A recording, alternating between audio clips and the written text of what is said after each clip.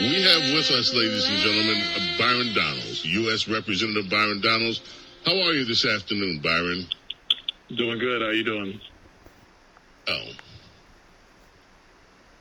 Byron, how are you doing this afternoon? We have Byron Donalds with us. I'm doing good. How are you doing? Man, I'm doing great, Byron.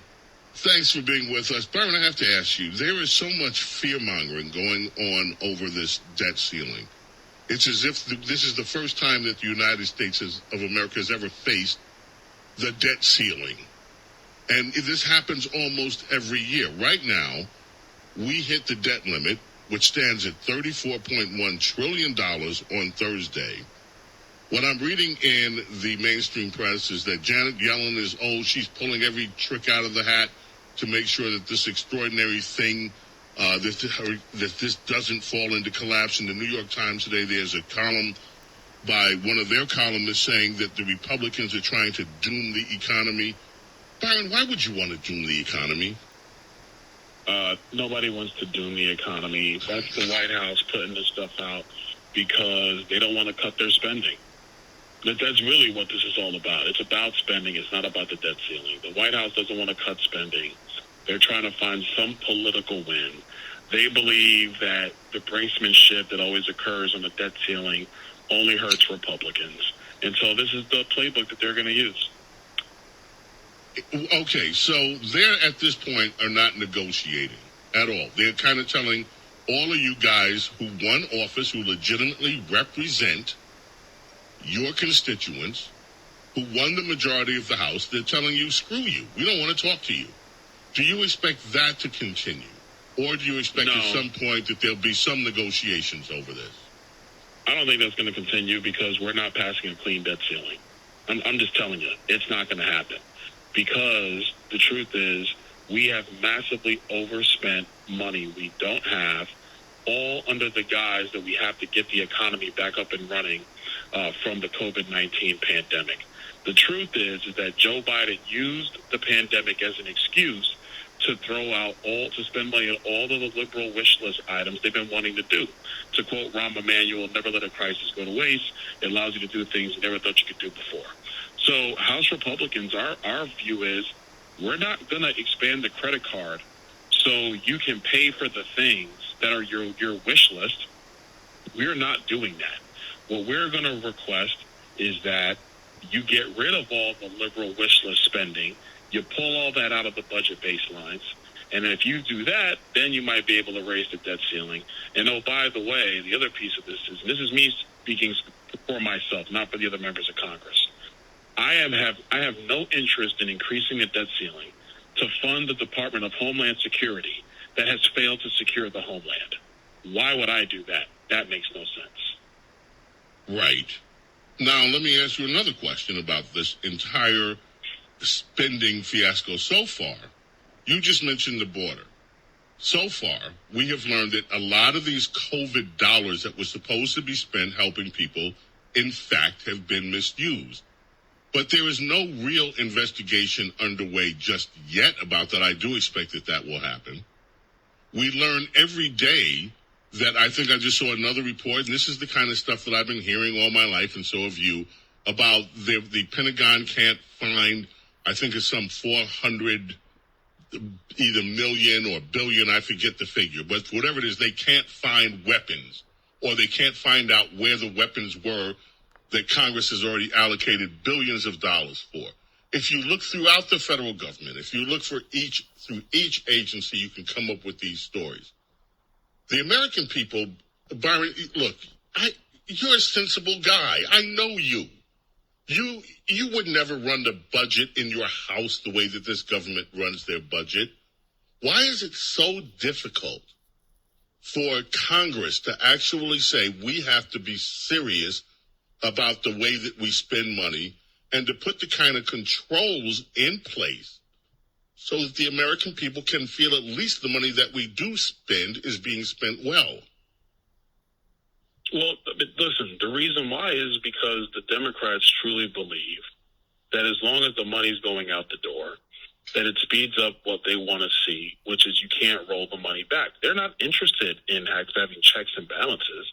They're just interested in having the money go out the door, because we all know the toughest thing to do is to pull the money back once it's been spent, because people get accustomed to the spending, and then, you basically just go down the road from there.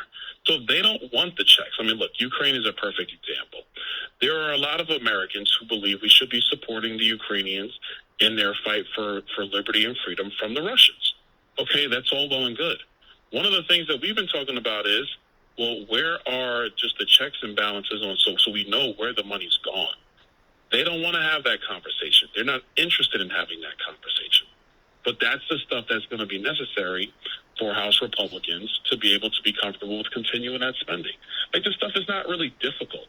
What we're asking for is the same thing every American would do in their own households, what every small business owner would do in their own business. But in Washington, D.C., they are addicted to overspending and just letting it just continue to go, unabated. And they might do a brief pause, but then the next crisis allows them to just go back to what they really want to do. And we really want to put a stop to that. Do you think ultimately that this is going to go to the place that Republicans, for some reason, have this unnatural fear that if they don't cooperate, then they say, okay, we're going to shut the government down for a few days, except for the parts of it we're going to keep open, and we're going to blame Republicans for it? Do you sense, I mean, you're still a relatively new member of Congress. Do you sense that fear is still there, the fear that Republicans have had ever since the Clinton years and the government shutdowns? Or are you guys prepared to play real hardball this time? Well, that fear is there. There's no doubt about that. I mean, then you have the scar tissue from fights before with the Clinton administration, with the Obama administration, and now it's here again. So that fear exists. But I think the difference between Bill Clinton, Barack Obama, and Joe Biden is Joe Biden doesn't have the ability to stand in front of cameras and make this argument. I would love to have this debate with Joe Biden, because I know I win the argument, because he can't do it. He's just not capable of carrying this message. And nobody believes that his spending, very few people believe that his spending has actually been the right thing for the American people. So I think at this point, what we got to be able to do is be prepared to go to the White House with proposals.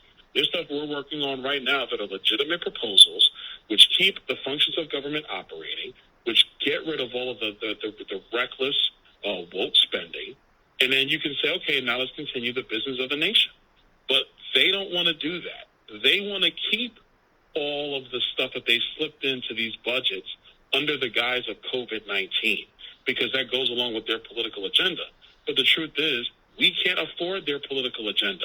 That's why we've hit the debt ceiling so fast, faster than we anticipated we were going to hit it, is because of all the massive spending. Look, the $1.7 trillion omnibus bill, that money is all the money that they're requesting and increasing the debt ceiling to pay for. That's in part what's a part of this. That bill was atrocious. Nobody had a chance to read it. So why should we expand the debt ceiling for something that a Democrat House and a Democrat Senate agreed to, that House Republicans all voted against? Now, if you truly believe that spending this kind of money is in the best interest of the American people, I have an $8 crate of eggs to sell you. Byron Donalds, thank you. Look, I wanted to ask you, but I don't. Look, I saw this thing with some of the hate that is being spewed toward you from these leftists. Are you ignoring it, or are you just coping with it? I'm accustomed to it at this point. I mean, in this business, if you're going to be a black conservative, this kind of stuff is going to come.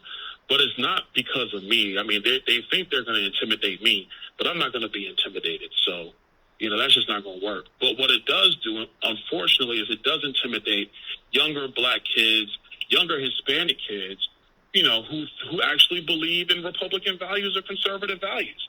And what it does is try to intimidate them that if you speak up, this is the same thing that's going to happen to you. But I'm not worried about it. I'm going to do my job and do what I think is best. And I just hope that people begin to see the attacks that come regardless of who the person is. It's about the ideas. And unfortunately, from the left, it's about the color of your skin. because they don't have a problem if a white person says this stuff. But let a black person say it, then all of a sudden you're an anathema. And I think that's just totally wrong. I'm not the first person to go through it. Won't be the last person to go through it. So I just ignore it and keep it moving. Thank you so much for joining us. You know, there are leaders who have titles of leaders, and there are real leaders in America. And you have been introduced to the American public. You are now a household name. And people see in you, Byron, a leader that they can trust, a leader who speaks his mind, and a leader who isn't going to be intimidated. So we just say to you, keep up the good fight and keep us posted. Absolutely, man. No doubt about it. You can count on me for that. Thank you. Byron Donald's with us, ladies and gentlemen. James Golden, a.k.a. Bo Snerdley, coming back. More right after this. Don't go away. Your calls are coming right up.